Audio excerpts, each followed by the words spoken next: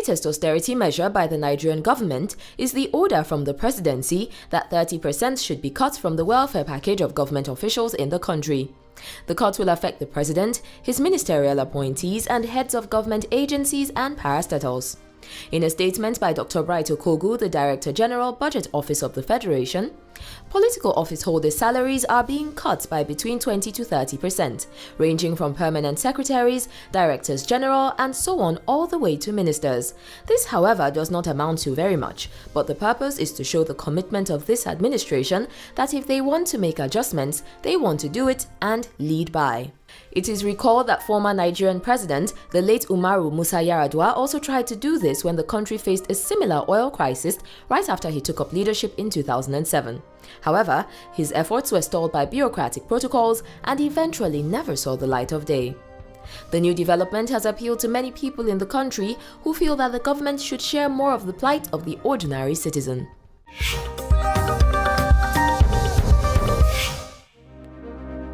And still on Nigeria, an official of the Switzerland government has said that the Swiss will return about $380 million allegedly looted by former Nigerian military head of state Sani Abacha.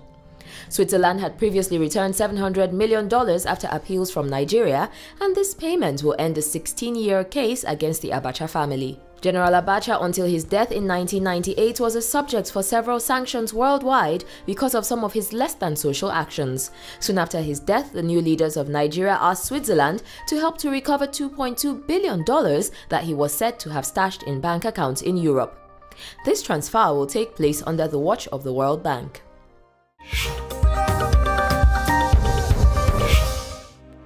The Director General of the Communications Authority of Kenya, Mr. Francis Wangusi, has said that the country's government has issued a directive to television broadcasters to increase the transmission ratio of local content on local TV stations from 40 to 60%. He shared this information at a gathering where the amendment of the Kenya Information and Communications Act was put forward for public consultations with stakeholders in the sector. The decision is part of a 5-year strategic plan targeted at increasing the contribution of the ICT sector to the country's GDP by 100%.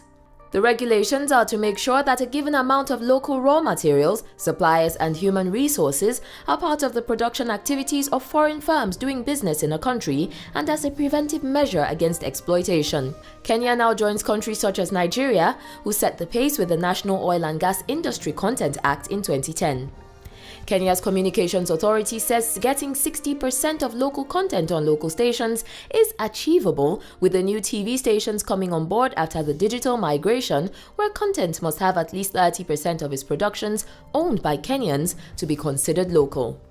Wangusi is quoted as saying that, as a country which is ahead of the curve across the region, we should be in a position to produce local content that is not only consumable locally but can also be exported in other markets.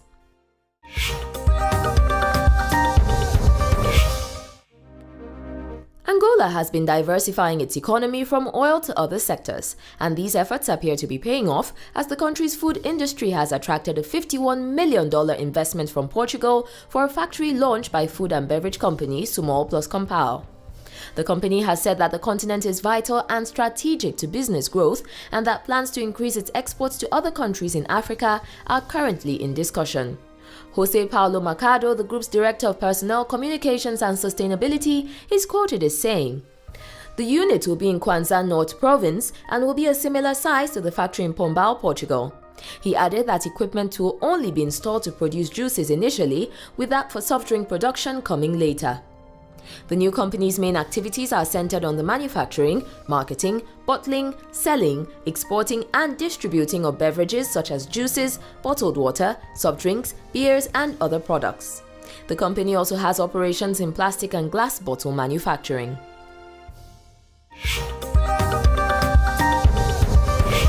Today on Snapshot Africa, Verony shares a picture of a neatly trimmed coconut. Most people drink coconut water for energy on the go, and coconut vendors can be found in almost every corner in Accra, Ghana. Thank you for the lovely picture.